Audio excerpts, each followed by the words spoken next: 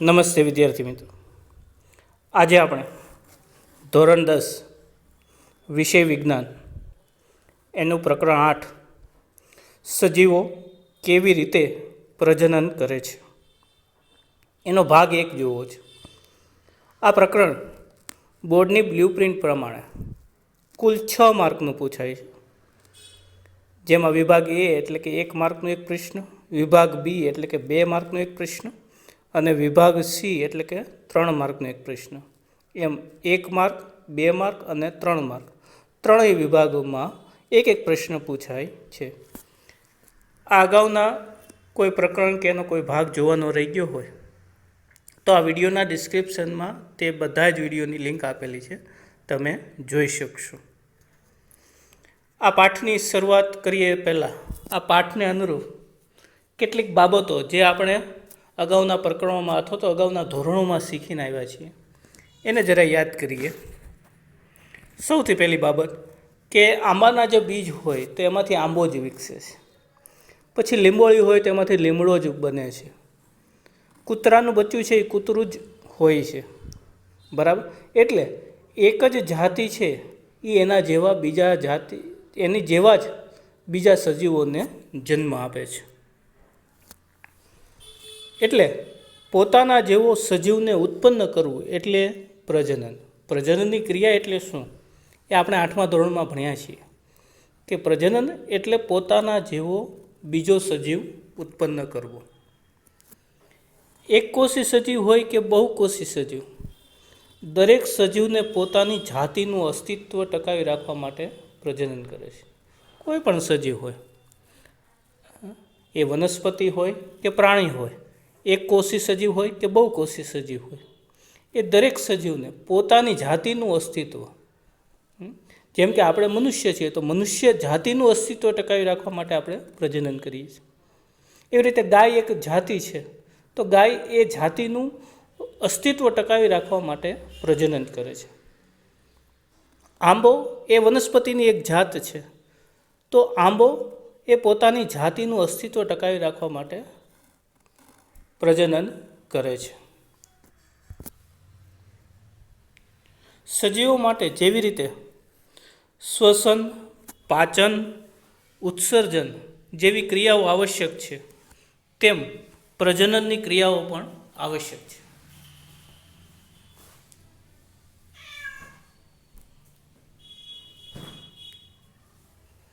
જેમ બીજી ક્રિયાઓ આપણે જોઈએ છીએ શ્વસન, પાચન, ઉત્સર્જન, એવી જ રીતે પ્રજનનની ક્રિયા પણ આપણા માટે આવશ્યક છે. એક જ જાતિના સજીવોનું નિર્માણ પ્રજનનની ક્રિયા દ્વારા જ શક્ય બને છે. કોઈ એક જ જાતિના સજીવો, મેં હમણાં કીધું કે મનુષ્ય એક જાતિ છે તો મનુષ્યની એક જાતિનું નિર્માણ કરવું હોય તો પ્રજનનની ક્રિયા દ્વારા જ એ શક્ય બને છે. હવે આજે આપણે આ ભાગમાં શું શીખવું છે એને જરા જોઈ લઈએ. સૌથી પહેલાં કેટલીક પ્રસ્તાવના રૂપ બાબતોને આપણે જોઈશું. પછી શું સજીવો પૂર્ણરૂપે પોતાની પ્રતિકૃતિ એટલે નકલ, કોપીનું સર્જન કરે છે. ભિન્નતાનું મહત્ત્વ, જુદાપણું, ભિન્નતા એનું શું મહત્ત્વ છે એના વિશે આપણે જોઈશું. પછી લિંગી પ્રજનન એટલે શું એના વિશે વાત કરશું. લિંગી પ્રજનન શા માટે, લિંગી પ્રજનનનું મહત્ત્વ શું છે એ આપણે જોઈશું. અને છેલ્લે સપુષ્પી વનસ્પતિમાં એટલે કે પુષ્પ આવતા હોય એવી વનસ્પતિઓમાં લિંગી પ્રજનન કેવી રીતે થાય છે એની આપણે ચર્ચા કરીશું. સૌથી પહેલાં કેટલીક પ્રસ્તાવનારૂપ બાબતો છે એને જરા જોઈ લઈએ. કેટલાક પ્રશ્નો છે એના ઉપર આપણે વિચાર કરીએ તો સજીવોને જીવિત રહેવા માટે પોષણ, શ્વસન કે ઉત્સર્જન જેવી જરૂરી ક્રિયાઓની જેમ પ્રજનનની ક્રિયા જરૂરી નથી તો સજીવો પ્રજનન શા માટે કરે છે? જો જીવન જીવવા માટે જેમ પોષણ જરૂરી છે, ખોરાક લેવો, એનું પાચન કરવું, પાચિત ખોરાકનું શોષણ થવું શરીરમાં, અપાચિત ખોરાકનું ઉત્સર્જન થવું, શ્વસન કરવું, આ બધી આપણી જૈવિક ક્રિયાઓ છે. આ જૈવિક ક્રિયાઓ આપણા જીવન માટે જરૂરી છે, જીવન જીવવા માટે જરૂરી છે. પ્રજનન છે એ જીવન જીવવા માટે આવશ્યક એવી પ્રક્રિયા નથી, છતાંય સજીવો પ્રજનન કરે છે. શા માટે?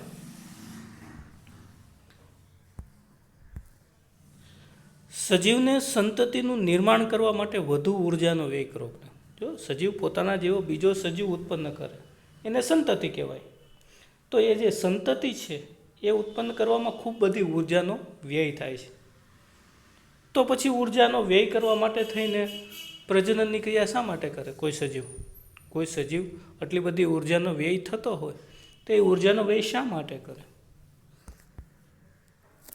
આ બંને પ્રશ્નનો જવાબ કદાચ એવો હોઈ શકે કે સજીવો પૃથ્વી પર એક સમાન દેખાતા સજીવોની જાતિનું અસ્તિત્વ જાળવી રાખવા માટે પ્રજનન. હમણાં જ આપણે યાદ કરીએ એમાં પણ જોયું હતું કે ભાઈ કોઈ પણ સજીવ છે એ પોતાની જાતિનું અસ્તિત્વ ટકાવી રાખવા માટે થઈને પ્રજનન કરે છે. જીવન જીવવા માટે કદાચ પ્રજનનની પ્રક્રિયા આવશ્યક નથી, પણ પોતાની જાતિનું અસ્તિત્વ ટકાવી રાખવા માટે આ પૃથ્વી ઉપર કોઈ એક સજીવની જાતિ ટકી રહે એ માટે થઈને સજીવો છે એ પ્રજનન કરતા હોય છે.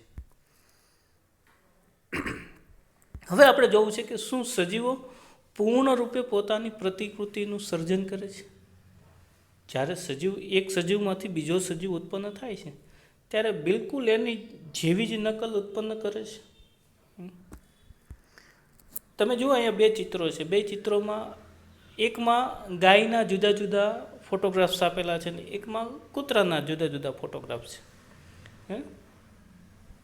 આ બધાય જુદા જુદા કૂતરા અને જુદી જુદી ગાયોના ફોટા છે, પણ લાગે છે બધા એક સમાન સંરચના ધરાવે છે.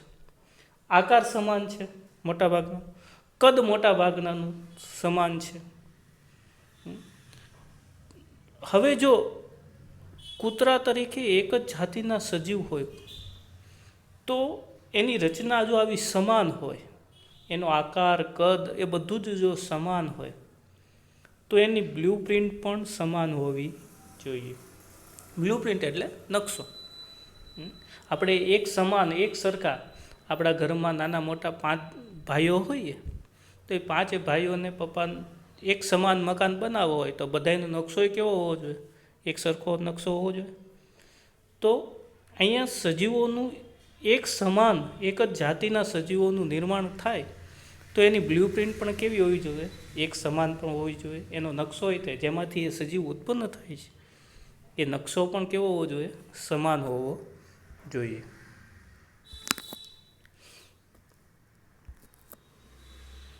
એટલે મૂળભૂત રીતે પ્રજનન કરવું એટલે શું? તો કે સજીવની સંરચનાની બ્લુપ્રિન્ટ તૈયાર કરવાની ક્રિયા. પ્રજનનની એક નવી વ્યાખ્યા આવે. અત્યાર સુધી આપણે પ્રજનનની એક વ્યાખ્યા એવી જોઈ કે પોતાના જેવો નવો સજીવ ઉત્પન્ન કરવો એટલે પ્રજનન. હવે અહીંયા બીજી વ્યાખ્યા આવે છે કે ભાઈ પોતાના જેવો સજીવ તો ઉત્પન્ન કરવો છે પણ સમાન સજીવ ઉત્પન્ન કરવો છે, એટલે એની રચનાની બ્લુપ્રિન્ટ તૈયાર કરવી એટલે પ્રજનનની ક્રિયા. નવા સજીવ કેવો બનશે એનો નકશો તૈયાર કરવાની જે પ્રક્રિયા છે એને આપણે શું કહીએ છીએ? પ્રજનન. કોષ કેન્દ્રમાં રહેલા ડીએનએના અણુઓમાં આનુવંશિક લક્ષણોનો સંદેશ હોય. આપણે 9મા ધોરણમાં ભણ્યા છીએ કોષનું જે કોષ કેન્દ્ર છે એમાં રંગસૂત્રો હોય અને આ રંગસૂત્રોના ભાગ ઉપર ડીએનએ આવેલા હોય અને આ ડીએનએમાં આનુવંશિક લક્ષણોનો સંદેશો હોય. આનુવંશિક લક્ષણો એટલે શું? તો કે માતા તરફથી કે પિતા તરફથી આવતા લક્ષણોનો સંદેશો. આપણને ઘણા અજાણી વ્યક્તિ પણ જોઈને કહી દે કે ભાઈ તમે આ ભાઈના દીકરા છો કે આ ભાઈની દીકરી છો. કેમ? તો કે આપણા માતા કે પિતાના કેટલાક લક્ષણો ઉતરી આવે છે. તો એ લક્ષણોનો જે સંદેશો છે, એ મેસેજ છે, એ લક્ષણો છે, એ કોણ લઈને આવે છે? તો એ ડીએનએ લઈને આવે છે. કોષના કોષ કેન્દ્રમાં રહેલા રંગસૂત્રો ઉપર આવેલા ડીએનએ આપણા સંતતિમાં આવા લક્ષણોનું વહન કરે છે.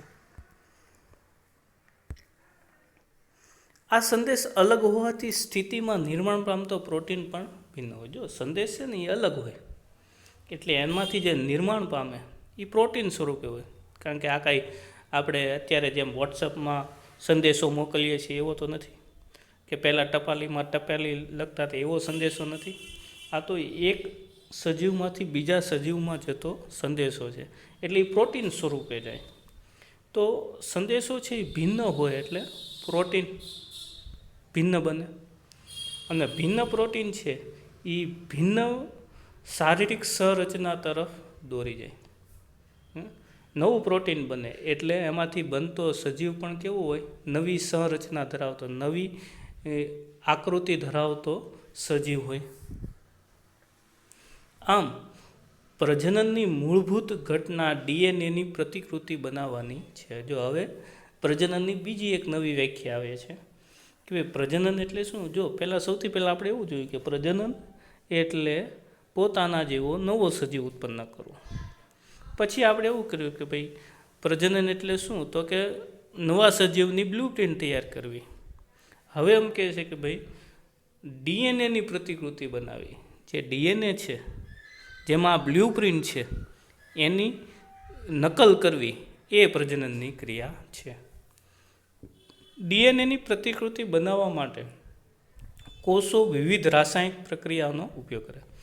આ તો શરીરમાં થાય છે ક્રિયાઓ, એટલે જૈવ રાસાયણિક પ્રક્રિયાઓથી આ બધું બને છે. જે પ્રજનન કોષમાં ડીએનએની બે પ્રતિકૃતિ બનાવે છે.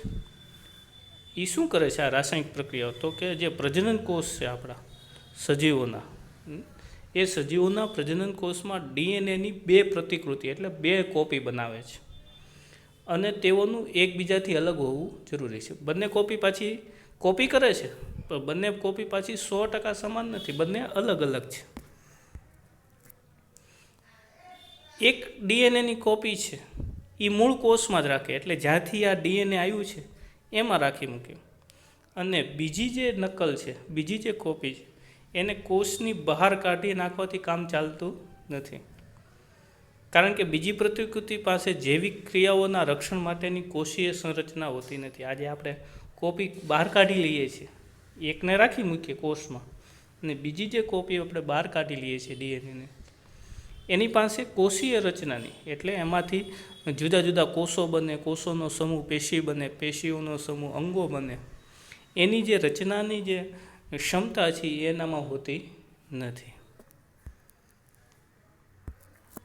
તો શું થાય, તો કે ડીએનએની જે આ કોપી બનાવવાની સાથે સાથે બીજી કોષીય સંરચનાનું સર્જન પણ થાય છે. તેના પછી ડીએનએની પ્રતિકૃતિઓ અલગ થાય. જો અલગ થાય છે, એક મૂળ કોષમાં રહે અને બાકીની બહાર આવી જાય. પણ ક્યારે?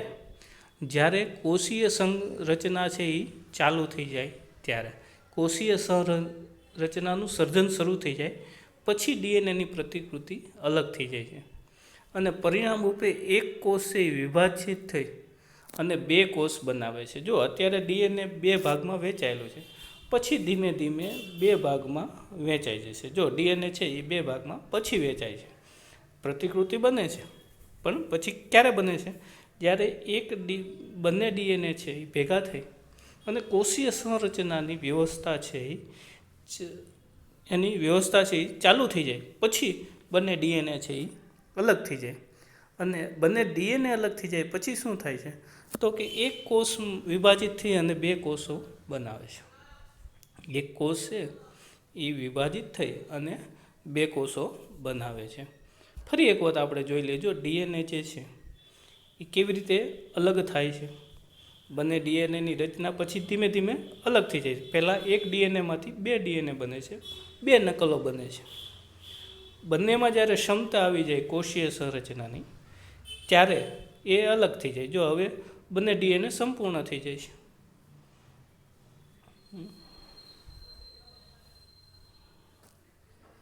અને આવું થાય ત્યારે શું થાય છે, તો કે જે કોષ છે એ એક કોષમાંથી બે કોષ વિભાજિત થઈ જાય છે. એક કોષમાંથી બે કોષ છે એ વિભાજિત થઈ જાય. આ બે કોષો એક સમાન છે પરંતુ સમરૂપ છે એવું કહી શકાય નહીં. જો સમાન છે, એનું કદ, આકાર એ બધું સમાન, પણ 100% એની નકલ છે એવું કેવું એ વાત ઉપર નિર્ભર રહે કે આ પ્રતિકૃતિ એટલે જ્યારે આ નકલ બની, કોપી કરી ડીએનએની, ત્યારે કેટલી ચોકસાઈથી એની કોપી થઈ છે. આપણે મેં તમને બ્લુ પ્રિન્ટ મોકલી હોય, પીડીએફ મોકલી હોય પાકી નોટ બનાવવા માટે, તમે એમાંથી લખતા હો તો એ 100% એ જ રીતે લખાશે. એનો આધાર કોના ઉપર રહે? તમારા ઉપર, કે તમે કેટલી ચોકસાઈથી લખો છો. જો એમાં કાંઈ આગું પાછું થાય તો કોપી થાય, પણ એક સમરૂપ બને એવું કહી શકાય નહીં. કોઈ પણ જૈવ રાસાયણિક પ્રક્રિયા સંપૂર્ણપણે વિશ્વસનીય નથી. એટલે આ જે કોપી કરવાની જે પ્રક્રિયા છે, જૈવ રાસાયણિક પ્રક્રિયા, એ વિશ્વસનીય તો નથી જ. એટલે અપેક્ષિત છે કે ભાઈ ડીએનએની જે પ્રતિકૃતિ છે એમાં કેટલીક ભિન્નતાઓ હોઈ શકે. એટલે મેં જે પીડીએફ મોકલી હોય એ પીડીએફ અને તમે પાકી નોટમાં લખો એ બંનેમાં કંઈક ફેર હોય એવી સંભાવના છે. કારણ કે સંપૂર્ણપણે નકલ થવાની પ્રક્રિયા છે એ વિશ્વસનીય નથી. એવી જ પ્રક્રિયા ડીએનએમાં થાય છે કે ડીએનએની જ્યારે પ્રતિકૃતિ બને છે ત્યારે જૈવ રાસાયણિક પ્રક્રિયાઓ થાય છે, અને આ રાસાયણિક પ્રક્રિયાઓ છે એ વિશ્વસનીય નથી. એટલે એની પર વિશ્વાસ કરી શકાય એવું નથી. એટલે સ્વાભાવિકપણે ડીએનએની જ્યારે પ્રતિકૃતિ બને, એટલે કે એની નકલ બને, ત્યારે એમાં ભિન્નતા આવી શકે છે. અને જો આ ભિન્નતા આવે તો ડીએનએની જે નકલો છે એ એક સમાન લાગે ખરી, પરંતુ મૂળ ડીએનએને સમરૂપ ન હોય. જેમાંથી આ બે નકલ બની એને બે સમરૂપ હોય નહીં, 100% સમાન હોય નહીં.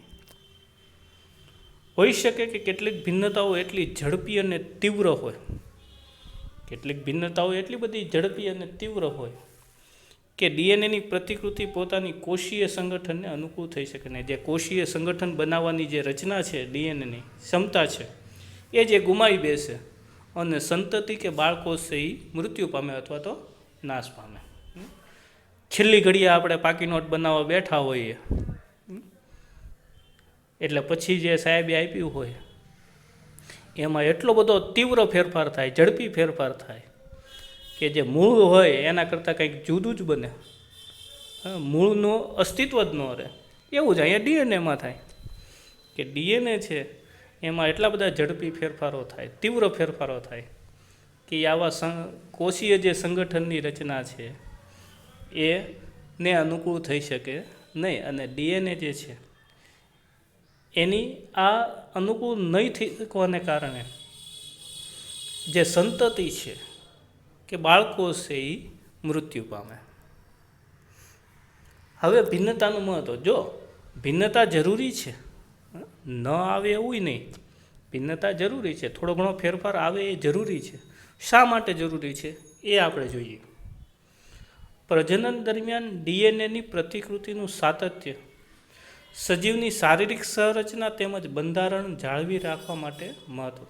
જો મૂળ જે આકાર કદ છે એ જાળવી રાખવા માટે ડીએનએનું પ્રતિકૃતિનું સાતત્ય એટલે કન્ટિન્યુટી, સતતતા જળવાઈ રહે એ જરૂરી છે.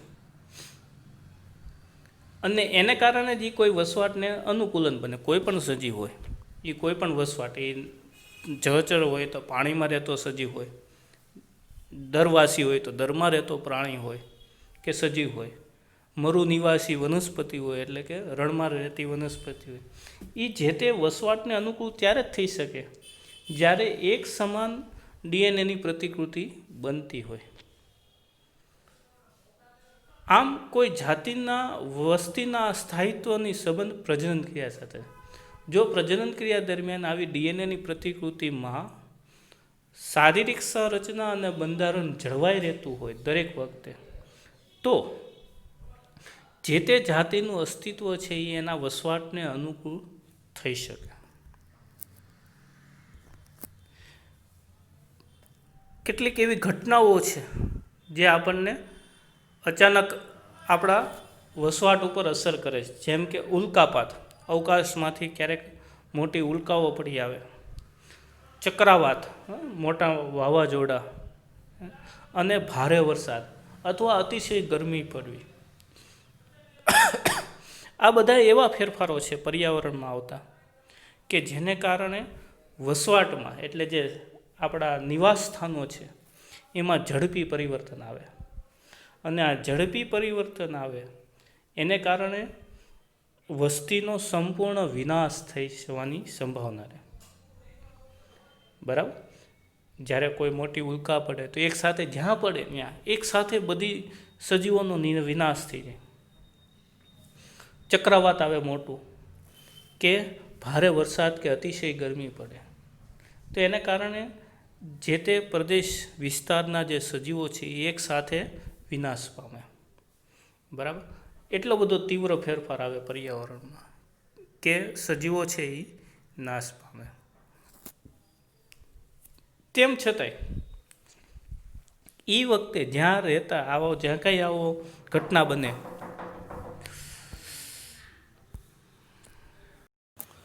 જો એ વસ્તીમાં કેટલાક સજીવો છે એમાં ભિન્નતા હશે, કારણ કે થોડી ઘણી તો ભિન્નતા આવે છે, આપણે હમણાં જોયું. અને ભિન્નતા હશે એટલે એ બદલાતા પર્યાવરણ સાથે અનુકૂલન સાધે અને પોતાનું અસ્તિત્વ ટકાવી રાખશે. જો બાકી બધા સજીવો છે એ કદાચ મૃત્યુ પામે, પણ કેટલાક સજીવોમાં ભિન્નતા હશે, અને ભિન્નતા હશે એ બદલાતા પર્યાવરણ સાથે ટકી જશે અને પોતાનું અસ્તિત્વ ટકાવી રાખશે. ઉદાહરણ તરીકે શીતોષ્ણ એટલે ખૂબ ઠંડા પાણીમાં મળી આવનારા જીવાણુઓની વસ્તી હોય. ખૂબ ઠંડા પાણીમાં જે વસતા જીવાણુઓ એટલે કે બેક્ટેરિયાની વસ્તી હોય, અને અચાનક વૈશ્વિક તાપમાનને કારણે, ગ્લોબલ વોર્મિંગને કારણે એ પાણીનું તાપમાન વધી જાય, એટલે બદલાવ આવ્યો પર્યાવરણમાં. અને આ પર્યાવરણમાં બદલાવ આવે એટલે પાણીનું તાપમાન વધી જાય, એટલે મોટા ભાગના જે બેક્ટેરિયા છે, જીવાણુઓ છે, એ મરી જાય, કારણ કે એ ઠંડા પાણીમાં રહેવા માટે ટેવાયેલા છે. પરંતુ કેટલાક બેક્ટેરિયા એવા છે જેમાં ભિન્નતા હશે નહીં, ભિન્નતાને કારણે એમાં તાપમાન સહન કરવાની ક્ષમતા હશે, અને આવા સજીવો છે, આવા જીવાણુઓ છે એમાં બચી જશે ગરમ પાણીમાં પણ, અને ગરમ પાણીમાં બચી જશે એ જ બેક્ટેરિયા આગળ જઈને વૃદ્ધિ પામશે અને ફરી નવી જાતિનું સર્જન થશે. એટલે કોઈ જાતિનું અસ્તિત્વ ટકાવી રાખવા માટે ભિન્નતા જરૂરી છે. વ્યક્તિગત ભિન્નતા છે એ નુકસાનકારક છે. કોઈ એક જ સજીવમાં જો ભિન્નતા આવે તો એ જાતિ કરતાં અલગ પડી જાય સજીવ. આપણે બધી જ ગાયો છે એને 2 સિંગ હોય, પણ કોઈ એક ગાય હોય એને 4 સિંગ આવે તો એ અલગ પડી જશે. એટલે વ્યક્તિગત રીતે એ ભિન્નતા છે એ નુકસાનકારક છે, પણ કોઈ જાતિમાં આવતી ભિન્નતા છે એ જાતિ માટે ફાયદાકારક છે. આમ ભિન્નતાઓ છે એ જાતિની જીવિતતા માટે ઉપયોગી છે. કોઈ એક જાતિનું અસ્તિત્વ ટકાવી રાખવા માટે ભિન્નતા આવે એ જરૂરી છે અને ફાયદાકારક પણ છે, પણ વ્યક્તિગત રીતે એ ફાયદાકારક નથી. લિંગી પ્રજનન વિશે આપણે હવે વાત કરવી છે. પ્રજનનની 2 પદ્ધતિઓ છે, એક અલિંગી પ્રજનન અને 2 લિંગી પ્રજનન. અલિંગી પ્રજનનમાં માત્ર એક જ સજીવ દ્વારા તેના જેવા જ બીજા સજીવનું નિર્માણ થાય છે. અલિંગી પ્રજનનમાં શું થાય છે કે એક જ સજીવ હોય એના દ્વારા જ બીજા સજીવનું નિર્માણ થાય. બરાબર? તમે કદાચ ફિલ્મ જોઈ હશે ગોડઝિલા. ગોડઝિલામાં એક જ પ્રાણી હોય છે, છતાંય એ ઘણા બધા બચ્ચાઓને જન્મ આપે છે. તો એ અલિંગી પ્રજનન છે. એક જ સજીવમાંથી બીજા નવા સજીવોનું નિર્માણ થાય. આ રીતે ઉત્પન્ન થયેલી સંતતિમાં ભિન્નતાનો અભાવ હોય છે, કારણ કે એક જ સજીવમાંથી ઉત્પન્ન થાય છે એટલે એમાં ભિન્નતાનો અભાવ હોય. અને બદલાતા પર્યાવરણ સાથે આવી અલિંગી પ્રજનનથી ઉત્પન્ન થયેલી સંતતિ અનુકૂલન સાધી શકતી નથી. જો અલિંગી પ્રજનનની આ મર્યાદા છે કે બદલાતા પર્યાવરણ સાથે, કારણ કે એમાં ભિન્નતા નથી. જેમાં હમણાં આપણે જોયું કે કેટલાક બેક્ટેરિયાઓમાં ભિન્નતાને કારણે એ ગરમ પાણીમાંય ટકી જાય. તો બદલાતા પર્યાવરણ સાથે અલિંગી પ્રજનનથી ઉત્પન્ન થયેલી સંતતિ છે એ અનુકૂલન સાધી શકતી નથી, કારણ કે એમાં ભિન્નતાનો અભાવ છે. અને ભિન્નતાનો અભાવ શા માટે છે? તો કે એ એક જ સજીવમાંથી ઉત્પન્ન થયા છે એટલા માટે. લિંગી પ્રજનનમાં શું હોય? તો કે બે સજીવ હોય, નર અને માદા. એના જુદા જુદા કોષો એકબીજામાં વિલીન થઈને, એકબીજામાં મળી જઈને, મિશ્ર થઈને, એક થઈને ગર્ભનું સ્થાપન થાય અને ગર્ભના વિકાસ થકી નવા સજીવનું નિર્માણ થાય. લિંગી પ્રજનનથી ઉત્પન્ન થયેલા સંતતિ બદલાતા પર્યાવરણ સાથે તેમાં રહેલી ભિન્નતાને કારણે પોતાનું અસ્તિત્વ ટકાવી શકે છે. જે અલિંગી પ્રજનનના જે સજીવો છે એ બદલાતા પર્યાવરણ સાથે અસ્તિત્વ ટકાવી શકતા નથી. શું કરો? તો કે એમાં ભિન્નતાનો અભાવ છે. જ્યારે લિંગી પ્રજનનથી ઉત્પન્ન થયેલા જે સજીવો છે એમાં ભિન્નતા આવે છે અને ભિન્નતાને કારણે એ બદલાતા પર્યાવરણ સાથે પોતાનું અસ્તિત્વ ટકાવી શકે છે. તો આ લિંગી પ્રજનન શા માટે જોઈએ, એનું મહત્ત્વ શું છે એને સમજીએ આપણે. એક પિતૃકોષમાંથી બે બાળકોષોના નિર્માણમાં ડીએનએની પ્રતિકૃતિ થવી કે સર્જાવી તેમજ કોષીય સંગઠન થવું બંને જરૂરી છે. જો એક પિતૃકોષ, એક કોષમાંથી બે કોષ બનવાની જે ક્રિયા છે એમાં ડીએનએની નકલ સર્જાવી જરૂરી છે. જેમાં એક છે એ સંગઠન બનાવે અને એક છે એ કોષીય સંરચનાનું માળખું તૈયાર કરે. બીજું આપણે એ પણ જોયું કે ડીએનએની જે પ્રતિકૃતિ છે એટલે કે એની નકલ છે એ સમયે સજીવોમાં ભિન્નતાઓ ઉદ્ભવે છે. આ ભિન્નતાઓ જ સજીવો માટે તેની જાતિના અસ્તિત્વ ટકાવી માટે મદદરૂપ થાય. એ પણ આપણે જોયું કે આ જે ભિન્નતા છે એના કારણે જ કોઈ પણ જાતિ છે એ પોતાનું અસ્તિત્વ ટકાવી રાખે છે. એટલે સજીવોમાં પ્રજનનની કોઈક એવી પદ્ધતિ કે રીત હોવી જોઈએ જેમાંથી વધારે ભિન્નતા ઉત્પન્ન થાય. જો ભિન્નતા જરૂરી છે એટલે આપણે પ્રજનનની કોઈક એવી રીત અપનાવવી જોઈએ કે જેનાથી જે સંતતિ છે એમાં ભિન્નતાઓ આવે. ડીએનએની પ્રતિકૃતિની જે ક્રિયા છે એ સંપૂર્ણપણે યથાર્થ નથી, તો તે ચોક્કસ છે કે તેમાં ભિન્નતા અત્યંત ધીમે ઉત્પન્ન થાય. જો આ નકલ કરવાની જે પ્રક્રિયા છે એ સંપૂર્ણ યથાર્થ નથી. એટલે જ્યારે નકલ થાય છે ત્યારે એમાં ધીમે ધીમે ભિન્નતાઓ આવે છે, એકદમથી ભિન્નતાઓ આવતી નથી. કોઈ એક સજીવમાંથી બીજો સજીવ ઉત્પન્ન પડે એટલે એકદમ ભિન્નતાઓ એમાં આવી જાય. પિતા છે એ એકદમ ઠંડીમાં રહેવા માટે ટેવાયેલા હોય ને એમની જે સંતતિ છે એ એકદમ ગરમ વાતાવરણમાં રહેવા ટેવાઈ જાય, એવું બનતું નથી. ધીમે ધીમે આવે. 6, 7, 8 પેઢીઓ થાય ત્યારે ધીમે ધીમે એમાં ફેરફાર થાય, ધીમે ધીમે ભિન્નતાઓ આવે. જે આપણે 9મા પાઠમાં આનુવંશિકતા વિશે જોશું ત્યારે ખાસ વિગતે જોશું કે જ્યારે આ ડીએનએમાં ભિન્નતા આવે છે તો બહુ ધીમે ધીમે આવે છે, એકદમથી એ ભિન્નતાઓ આવતી નથી. દરેક ડીએનએની પ્રતિકૃતિમાં નવી ભિન્નતા સાથે સાથે પૂર્વવેદ પેઢીઓની ભિન્નતાનો પણ સંગ્રહ થાય. જો જે કાંઈ સમજવા જેવું છે કે ભાઈ નવી ભિન્નતાઓ તો લાવવાની છે સંતતિમાં, પણ અગાઉની જે પિતા કે માતા તરફથી માતામાં રહેલી જે ભિન્નતા છે એ પણ સાથે લાવવાની છે. આગળનું ભૂલી નથી જવાનું. આપણે જ્યારે અભ્યાસ કરતા હોઈએ ત્યારે બધાય પ્રકરણોનો અભ્યાસ કરીએ છીએ. પહેલો પાઠથી લઈને જેટલા પાઠ હોય બધા પાઠોનો અભ્યાસ કરીએ છીએ, આગળના પાઠ ભૂલી નથી જતા.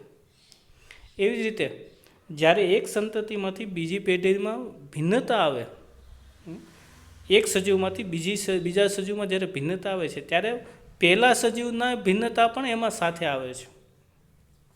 આમ વસ્તીના બે સજીવોમાં સંગ્રહિત ભિન્નતાઓની ભાત કે રીત પણ ઘણી ભિન્ન હોય.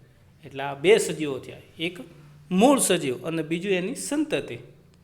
આ બંનેમાં જે ભિન્નતાઓ છે એની ભાત, એની રીત છે એ પણ ઘણી જુદી હોય છે. એટલે બધી ભિન્નતાઓ હાનિકારક છે એવું આપણે કહી શકીએ નહીં, નુકસાન કરતા છે એવું પણ કહી શકીએ નહીં.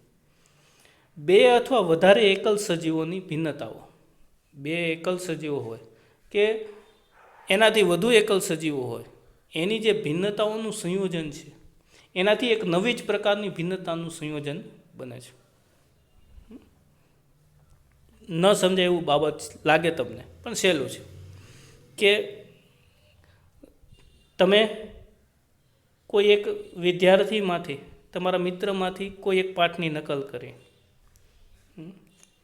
બીજો પાઠ છે એ કોઈક બીજા મિત્ર પાસેથી નકલ કરી, બંનેમાં કંઈક કંઈક ભિન્નતા છે. એને જ્યારે મૂળ પાઠમાંથી નકલ કરીએ છીએ ત્યારે એમાં કંઈક ભિન્નતાઓ આવી છે. એ બંનેની ભિન્નતાઓ તમારામાં આવે ત્યારે કંઈક નવું જ ભિન્નતા આવે, તમે કંઈક જુદી જ રીતે એ પાઠ લખો, એવું બને ને.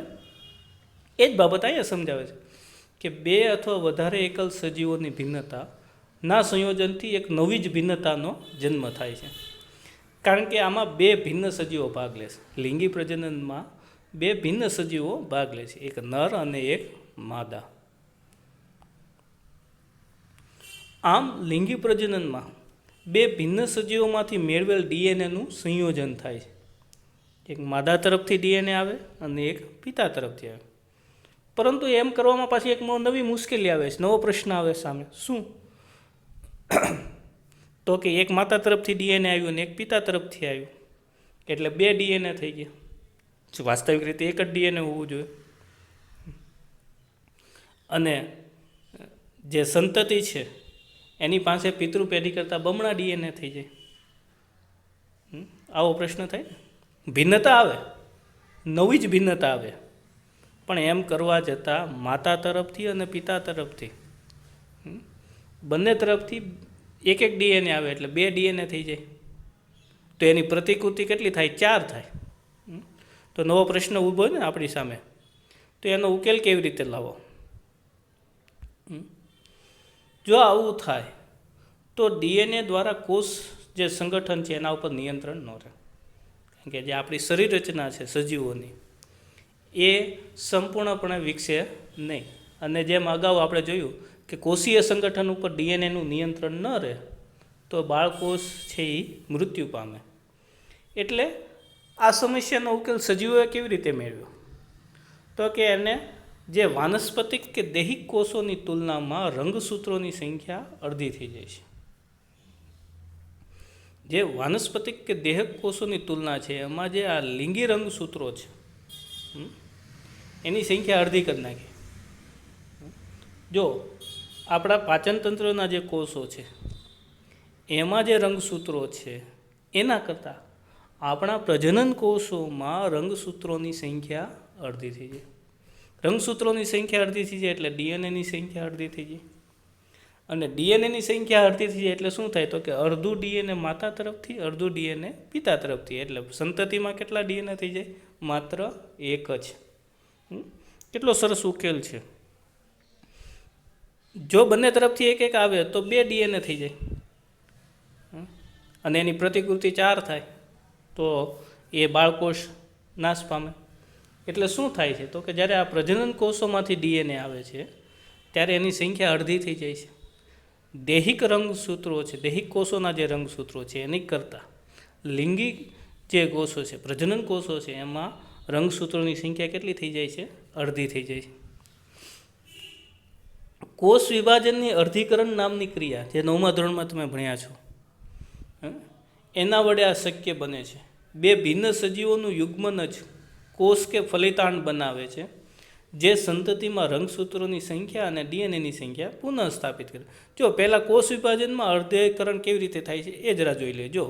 કોષ વિભાજન થાય, એક કોષમાંથી બે કોષ થાય ને ત્યારે એનું અર્ધીકરણ થાય છે. રંગસૂત્રો છે એ વહેંચાઈ જાય છે અડધા અડધા.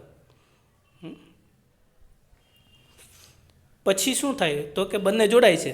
એક કોષ માતા તરફથી આવે, એક કોષ પિતા તરફથી આવે. એટલે બંનેમાંથી અડધું અડધું આવે એટલે પાછી જે ડીએનએની સંખ્યા છે એ પુનઃસ્થાપિત થઈ જાય. એટલે એક સંખ્યા જે આપણે જોઈતી હતી એ આપણને મળી જાય.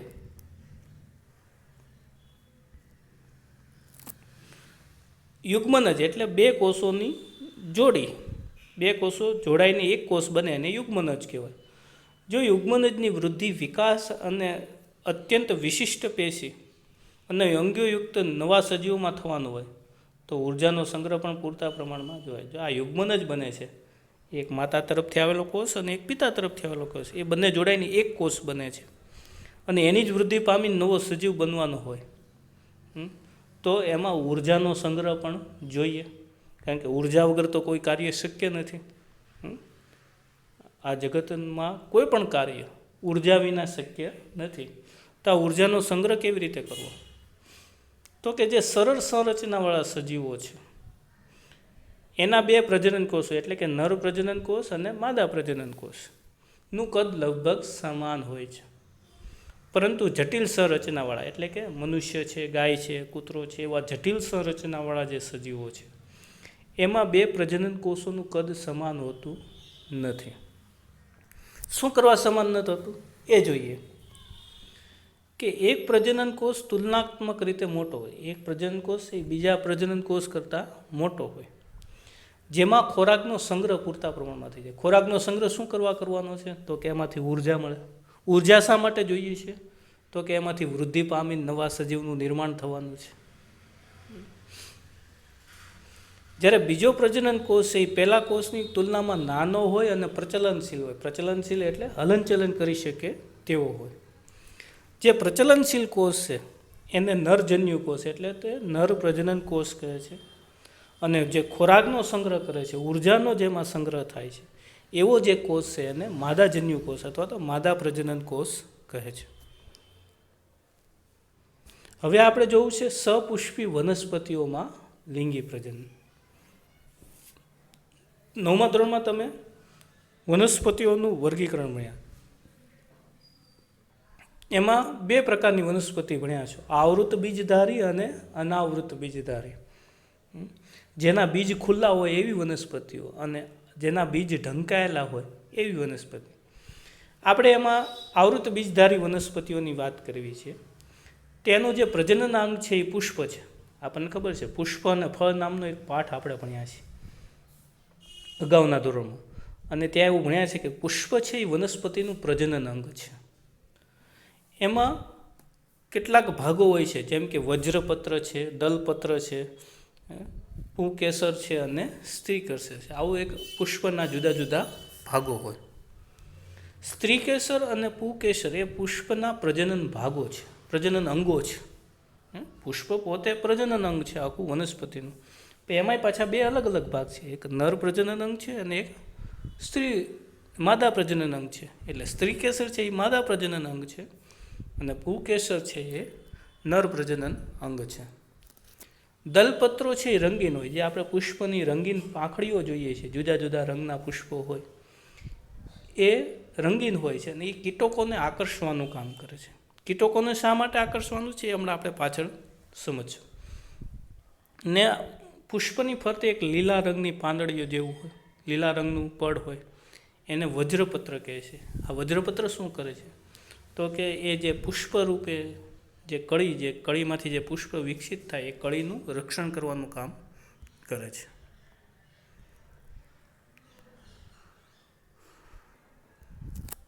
જ્યારે પુષ્પમાં પુંકેસર અને સ્ત્રીકેસરમાંથી કોઈ એક જ જનનાંગ હાજર હોય, એટલે કાં પુંકેસર હોય ને કાં સ્ત્રીકેસર હોય, એવું પુષ્પ છે ને એકલિંગી પુષ્પ કહેવાય. જેમ કે પપૈયાનું પુષ્પ છે, તરબૂચનું પુષ્પ છે, એકલિંગી. જો અહીંયા તમને આકૃતિમાં ફોટામાં બતાવે છે કે માત્ર સ્ત્રીકેસર હોય અથવા તો પુંકેસરો જ હોય ખાલી એક જ પુષ્પમાં, એટલે એવા પુષ્પને એકલિંગી પુષ્પ કહેવાય છે. જ્યારે કેટલાક પુષ્પ એવા હોય જેમાં બંને પુષ્પ હાજર હોય, પુંકેસર પણ હાજર હોય અને સ્ત્રીકેસર પણ હાજર હોય, એટલે બંને જનનાંગ જે છે એ હાજર હોય એવા પુષ્પને ઉભયલિંગી અથવા તો દ્વિલિંગી પુષ્પ કહે છે. જેમ કે જાસૂદ અને રાઈના પુષ્પો તેમને ફોટોમાં બતાવવામાં આવે છે.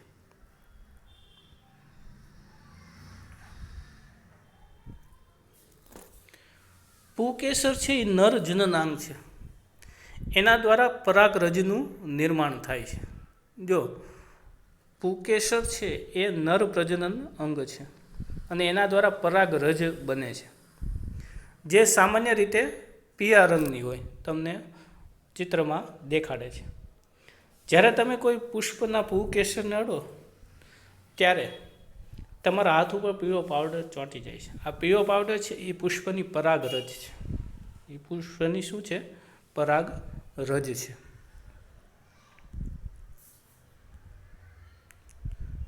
સ્ત્રી કેસર છે એ પુષ્પના કેન્દ્ર ભાગે આવેલું છે જો, અને માદા પ્રજનન છે. જે સ્ત્રી કેસર છે એ શું છે તો કે પુષ્પમાં મધ્ય ભાગમાં આવેલું હોય અને એ માદા પ્રજનન એ 3 ભાગોનું બનેલું હોય, બરાબર. પહેલો ભાગ છે આધાર અને તલય પ્રદેશમાં આવેલો ફૂલેલો ભાગ, જે બરાબર વજ્રપત્ર શરૂ થાય ત્યાં આગળ હોય અને એકદમ ફૂલેલો ભાગ હોય, એવો ભાગ જેને અંડાશય અથવા તો બીજાશય કહે છે. બીજો ભાગ છે એ મધ્યમાં રહેલી લાંબી નળિકા જેવી રચના, જેને પરાગ વાહિની કહે છે. અને ત્રીજો ભાગ છે એ અગ્રભાગ, સૌથી બહારની ભાગે આવેલો હોય પુષ્પની, એ છે પરાગાસન, બરાબર. આમ 3 ભાગ છે. આપણે ફરી એક વખત જોઈ લઈએ.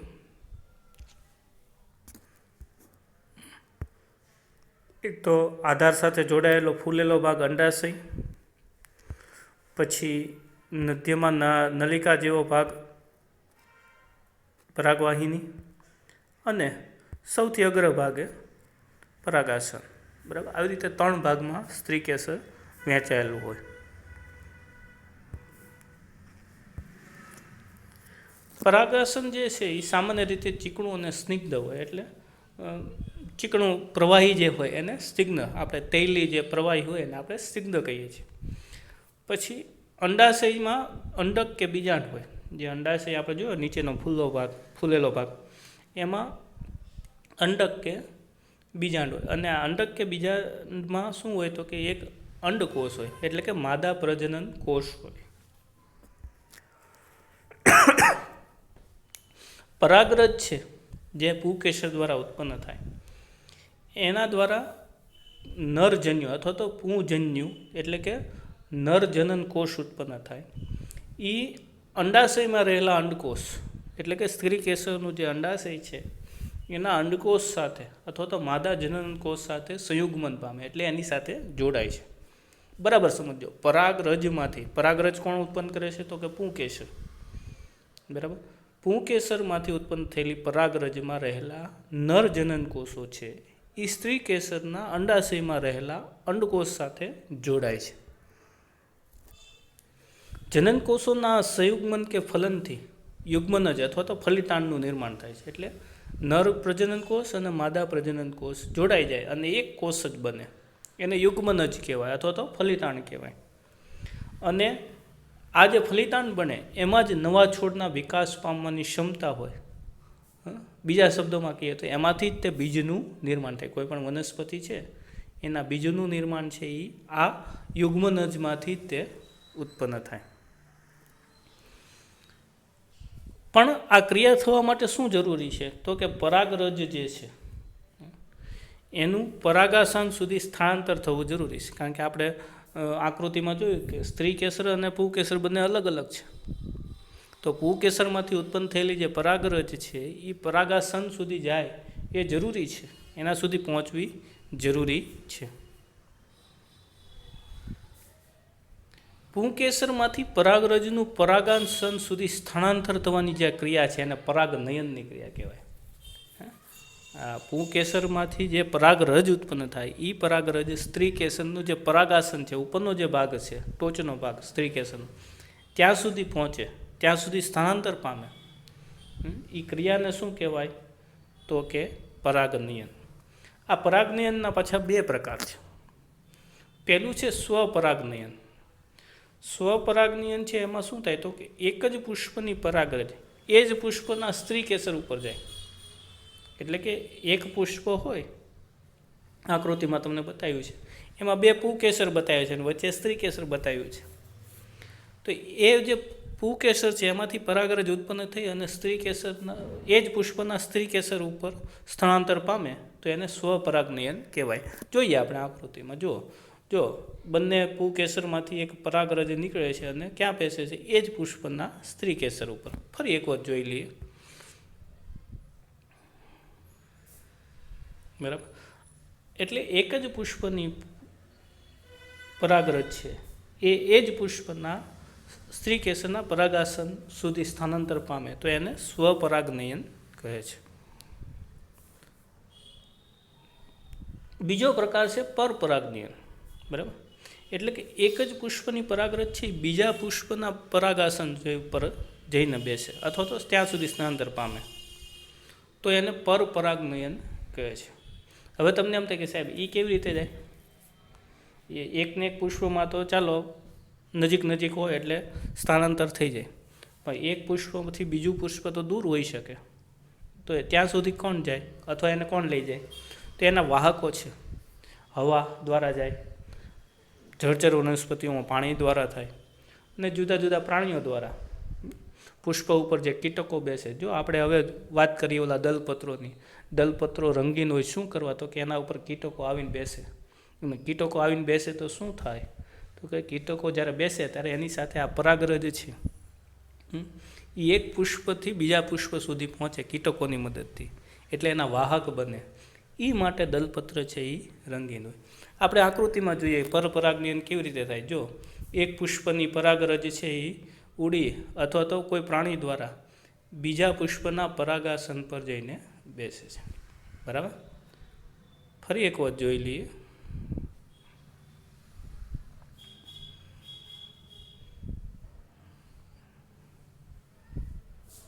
આવી રીતે પરાગરજ છે એ એક પુષ્પ ઉપરથી બીજા પુષ્પ સુધી પહોંચાડવાનું જે વાહકો છે એ કોણ કોણ છે? હવા છે, પાણી છે કે જુદા જુદા પ્રાણીઓ છે. પરાગરજનું પરાગાસન પર પહોંચવા ઉપરાંત તેમાં રહેલા નરજન્યુનું અંડાશયમાં આવેલા માદાજન્યુ સુધી પહોંચવું છે. જો પરાગાસન સુધી તો પહોંચી ગયું, પણ એ એટલું પૂરતું નથી. પરાગરજમાંથી જે નર પ્રજનન કોષ છે એનું એ જે સ્ત્રી કેસર છે એના અંડાશયમાં રહેલા માદા પ્રજનન કોષ સુધી પહોંચવું જરૂરી છે. તેના માટે પરાગરજમાંથી એક નલિકા વિકાસ પામે છે. જોઈએ આપણે આકૃતિમાં. જો પરાગાસન ઉપર જે પરાગરજ બેઠી છે એમાંથી એક નળી વિકાસ પામે છે, એને પરાગ નલિકા કહેવાય છે. આ પરાગ નલિકાની મદદથી એ જે પરાગરજમાં ઉત્પન્ન થયેલો નર જનન કોષ છે એ માદા જનન કોષ જે અંડાશયમાં રહેલું માદા જનન કોષ છે ત્યાં સુધી પહોંચે છે. બરાબર, ફરી સમજો કે પરાગરજ જે છે એ પરાગાસન ઉપર જઈને બેસે પછી એમાંથી એક નળીનો વિકાસ થાય જેને પરાગ નલિકા કહે છે. એની નલિકા મારફતે પરાગરજમાંથી નર પ્રજનન કોષ છે એ સ્ત્રી કેસરનું જે અંડાશય અથવા તો બીજાશય છે એમાં રહેલા માદા જનન કોષ સુધી પહોંચે છે. ફરી એક વખત આકૃતિમાં સમજી લઈએ. જો કેવી રીતે નળીનો વિકાસ થાય છે અને એમાં રહેલો નર જનન કોષ છે એ માદા જનન કોષ સુધી પહોંચે છે.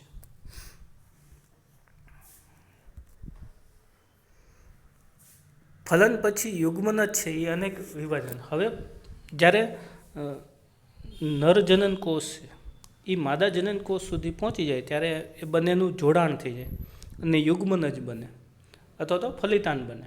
પછી આ યુગ્મન જ છે એ અનેક વિભાજન થાય છે, એનું અનેક વિભાજન થાય અને અંડક કે બીજાણમાંથી એક સખત આવરણ વિકાસ પામે જે બીજમાં પરિવર્તિત થાય.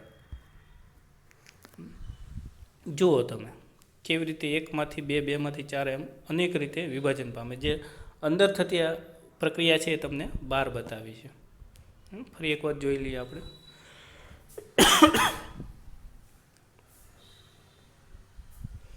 અંડાશય છે એ ઝડપથી વૃદ્ધિ પામે અને પરિપક્વ થઈ અને ફળમાં પરિણમે. જે અંડાશય છે અથવા તો બીજાશય છે એ બહુ ઝડપથી વૃદ્ધિ પામે, એકમાંથી બે, બેમાંથી ચાર એમ જુદા જુદા કોષોમાં વિભાજન પામે અને એનું આવરણ છે એ સખત બને અને બીજ બને અને જે અંડાશય છે એની વૃદ્ધિ પામીને એ ફળમાં પરિણમે. આ સમય દરમિયાન જે વજ્રપત્રો છે, દલપત્રો છે, પુકેસર છે, પરાગવાહિની છે, પરાગાસન છે, એ બધું કરમાઈને ખરી પડે છે. અને જે બીજ બન્યું છે એમાં ભાવિ વનસ્પતિ અથવા તો ભ્રૂણ હોય છે. જો જે બીજ બને છે એ બીજમાં નવી વનસ્પતિ માટેના એટલે કે ભાવિ વનસ્પતિ માટેનું ભ્રૂણ હોય છે. અને સાનુકૂળ પરિસ્થિતિમાં આ બીજ છે એમાંથી નવો છોડ વિકાસ પામે છે. આજે સાનુકૂળ પરિસ્થિતિમાંથી બીજમાંથી નવી વનસ્પતિ બનવી એને આપણે કહીએ છીએ અંકુરણ. આપણે એમ કહીએ ને ભાઈ નાનો એવો છોડ અંકુર પામ્યો છે. છોડ શેમાંથી ઉત્પન્ન થયો તો કે નાના એવા બીજમાંથી. અને બીજ શેમાંથી બન્યું તો કે યુગ્મનજ છે એ અનેક વખત વિભાજન પામીને એમાંથી નિર્માણ પામ્યું છે. બરાબર. આજે આટલું રાખીશું. પહેલાં ગૃહ કાર્ય નોંધી લઈએ. આજનું સૌથી પહેલો પ્રશ્ન છે ડીએનએની પ્રતિકૃતિનું પ્રજનનમાં શું મળે? શા માટે ડીએનએની નકલ કરવી આપણે જરૂરી છે? બીજો પ્રશ્ન છે સજીવો છે એમાં ભિન્નતા છે ઉત્પન્ન થાય એ જાતિ માટે લાભદાયક છે પરંતુ વ્યક્તિગત રીતે ફાયદાકારક નથી. શું કરવા? પરાગનયન એટલે શું? સ્વપરાગનયન અને પરપરાગનયનની વ્યાખ્યા આપો. લિંગી પ્રજનનનું મહત્ત્વ જણાવો અથવા લિંગી પ્રજનન શા માટે જરૂરી છે એ સમજાવવાનું છે. પ્રજનન કોષોમાં રહેલા રંગસૂત્રો અને દેહિક કોષોમાં રહેલા રંગસૂત્રોની સંખ્યામાં શું ફેર હોય છે? સપુષ્પી વનસ્પતિમાં લિંગી પ્રજનન કેવી રીતે થાય છે તે સમજાવો. આજે એટલું રાખીશું. આપ સૌનો ખૂબ ખૂબ આભાર.